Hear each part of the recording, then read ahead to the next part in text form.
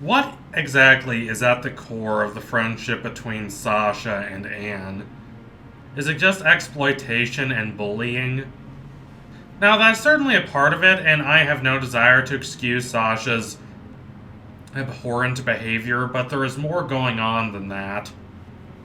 As I write this, we are heading into Season 2B of Amphibia, and from what we've seen in the trailer, it looks like we are going to learn more about the friendship between Sasha and Anne. What really led to their becoming friends. This is exciting to me, so let's dive right into what really pulls them together. What really causes them to value each other's company. Now, it is relatively easy to understand Anne's friendship with Marcy. While Marcy is smart, she's also oblivious and a klutz and a bit awkward. Anne is the more grounded and realistic one, so she stops Marcy from endangering herself and others. They work well together. Now, Sasha is a different story. On first glance, it is relatively easy to judge Anne for being friends with Sasha. It's easy to see Sasha as nothing more than a bad influence on Anne, the person Anne must renounce if she wants to mature. Now, Sasha is this to Anne to an extent, but again, that's not the whole story. Now, if there is one trend throughout the last 10 years or so in media directed at a younger audience that I've really grown to appreciate, it is the willingness to depict the so-called bully character as a real person. A person with a self and a personality instead of just a straw man, one-dimensional stereotype. Pacifica Northwest was a big step in the right direction. And now we have Amity Blight in the Owl House and Sasha in Amphibia. Both the Owl House and Amphibia, not coincidentally, have showrunners who worked on Gravity Falls. It's not for nothing that those shows have a very clear Gravity Falls-ish mystery element to them, and that influence extends to the depiction of these so-called bully characters. Sasha is arrogant. Sasha is manipulative. I would not call her a good person. Nonetheless, she is protective of Anne, and Anne appreciates that. When Anne must choose, before she's sucked into Amphibia, between celebrating her birthday alone with her mother, or celebrating it and having fun with Sasha, is it really any surprise that she chooses the latter? Now, rebelling provides much more of an immediate dopamine rush than does following the rules, but it's more than that. Now, we don't see much of Anne's mother, but we have every reason to believe that she is a kind and caring and considerate mother. There's no reason to believe that she's cruel or abusive or manipulative. Nonetheless, Anne's mother can't protect her at school. Who's there for her? One of the kids tries to take her lunch, and this is probably not an isolated occurrence. Who's the one who stands up for her? It's Sasha. Anne is an awkward 13-year-old, but when she's with Sasha, she's empowered. She doesn't just have to be the nervous, dorky kid anymore. She's cool with Sasha. She's a rebel with Sasha. Sasha cares about protecting her, and this has been true for a long time, as we see back in the trailer for Season 2B. We see Marcy crying, and we see Anne crying, and who's there for her? And who's there for them? Sasha, and she's not afraid.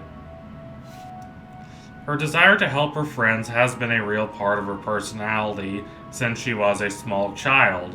This is not an Azula situation in which kid Azula is so similar to teenager Azula that it's really creepy and disconcerting. Kid Sasha is very much a kid, but she's also still very much Sasha. And by that I mean she's strong-willed and clever and unwilling to bow to outside influences. In basic Freudian terms, I see Marcy as the ego. That does not mean she's particularly egotistical, but that does mean she's more concerned with her mind and the workings of it, and herself as a distinct person apart from the expectations of society. Now, Anne, in contrast, is the superego, very concerned with managing the expectations of society to the point that it kind of debilitates her self-confidence. That leaves Sasha as the id. She is this figure of pure will and ambition and energy.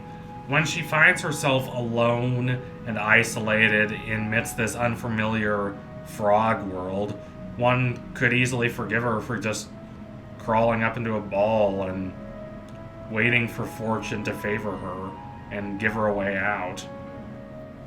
One could especially forgive her for retreating into quietism after she ends up being locked in a cell by the toads. Instead of giving in to the vicissitudes of fate, however, she ascends the toads' ranks, using a mixture of charm and charisma and a little bit of manipulation. She's driven and self-possessed. Now, this can lead to her being callous and controlling. But there are positive aspects of her personality as well, and Anne is aware enough to recognize this. After the events of Season 1, the Planters are not really happy about the whole Sasha situation. They view her intensely negatively, and considering their experiences with Sasha, you can't really blame them for this, but Anne still holds out hope for her friend. She knows there are other sides to Sasha. Even after finding Marcy, she refuses to return home without locating Sasha and bringing her back into the fold first, and you understand why she does that. Sasha has been the one who's always been there for Anne. Perhaps as interesting of a question as why Anne is friends with Sasha is the inverse of that. Why is Sasha friends with Anne? Anne is this kind of dorky kid while Sasha is cool and glamorous.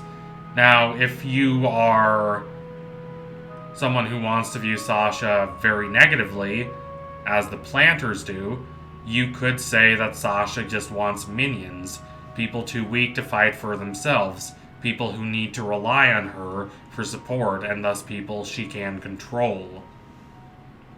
While it is true that Sasha very much revels in her position as the leader of the friend group, that is not the only reason why she appears to be friends with Marcy and Anne. She appears to genuinely enjoy their company. When Sasha is alone, she becomes powerful, but emotionally she suffers. She misses her friends. The others balance her out. Pure id has very impressive powers to it, but just a will without a heart or a mind is dysfunctional and isolating. Now, at this point, we don't know a lot about Sasha's background, and fans have been given to a lot of speculation regarding what her parents were like. We don't know much about them, except that they were quite rich. Fans have speculated that maybe they were abusive, maybe they were manipulative, maybe they just were neglectful. Maybe they're lawyers or politicians or real estate developers. We don't know, but I do think it is a fair conjecture to say that, considering how composed and poised she is, that she picked that up from her parents. Kids Sasha's age don't magically develop that level of composure by themselves. Possibly, Sasha also picked up her cruelty from them, especially considering her end of discussion glare, which seems very much like something a parent would do to a child. Now, I, of course, don't need to know absolutely every little detail about these characters' backstories, but I think this is one instance wherein more information would help. Maybe have a Sasha alone episode where she suffers flashbacks about traumatic events in her past while she has to make an integral decision that will continue to haunt her in the future. Still, whatever the reason why Sasha appreciates Anne's company, I do think it's fairly clear that she does genuinely appreciate it. She values Anne's opinion. When she knows that Anne views her as a bad friend, it genuinely shakes her. Her belief in her own self-image is shaken. Whatever else you want to say about her, she wants to help those around her. She really does. So thank you all for watching. If you liked what you saw today, don't forget to like and comment and subscribe. Donate to my Patreon if you can, and you want to see more videos like this. Keep watching Amphibia. It's a very smart and clever little show, and I'm really interested to see where they go with it from here. There are a lot of fascinating possibilities. If there are any Amphibia-related topics you want to see me cover, comment below and I'll take up some of your ideas. I really am interested to see what y'all have to say. Anyway, tune in soon for my next analysis. It will be coming soon. Thank y'all again. Adios, comrades.